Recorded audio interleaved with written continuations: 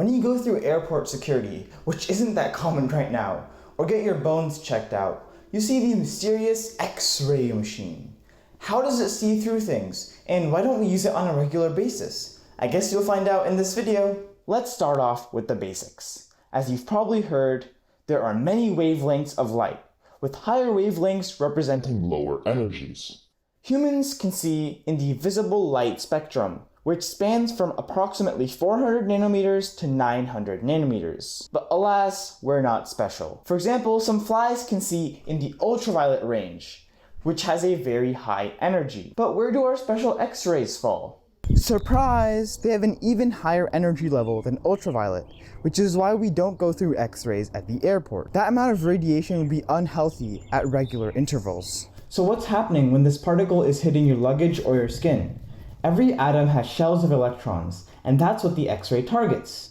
It smashes the electrons out of their orbital and sends them flying into the nearby space. Since the X-ray's photon has such a high energy, it tends to target atoms with large energy differentials between the orbitals, and this is derived from Coulomb's law, which is like the law of gravitation or attraction between masses, but for charges.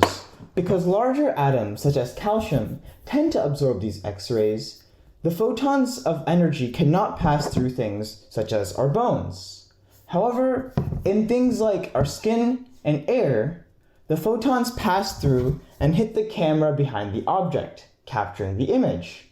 Doctors generally use a negative of this for clear analysis. This is exactly how airport scanners work, but there is another class of X-ray scanners used in airports and hospitals, known as computer tomography or CT scanners.